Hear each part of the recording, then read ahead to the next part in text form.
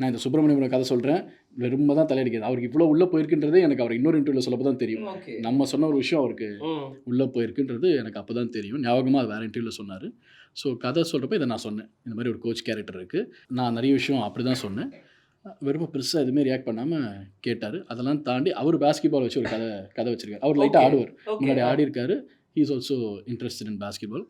அவர் ஒரு கதை ஒன்று சொன்னார். நான் சொன்னேன், என் கதை நீங்கள் பண்ணுறீங்களோ இல்லையோ உங்கள் கதை நான் பண்ண போகிறேன். சீசன் 3 or 4க்கு நான் உங்கள் கதையை திருடிக்கலாமான்னு கேட்டேன். உடனே சொன்னார், எடுத்துக்கோ. படத்தில் பார்க்குற மாதிரியே இருக்கார். கேட்டோன்னே எடுத்துக்கோ அப்படின்றாரு. ஏன்னா சில பேர் நம்ம படத்தில் வேறு இருப்பாங்க, நேரில் பார்க்குறப்போ என்னடா இவனையாடா நம்ம அட்மையர் பண்ணுற மாதிரி இருக்கும். அவரை மீட் பண்ணதுக்கப்புறம் டபுள் ட்ரிபிள் ஆயிடுச்சு எனக்கு.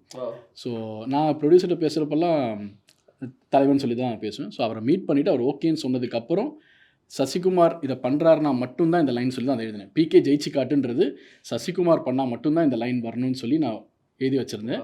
அவர் பண்ணதுக்கப்புறம் தான் அதை ஓகே பண்ண. அவர் பண்ணலன்னா வேறு யார் அந்த கேரக்டர் பண்ணியிருந்தாலும் பிகே ஜெயிச்சு காட்டில் சீரிஸ் ஓப்பன் ஆகிருக்காது.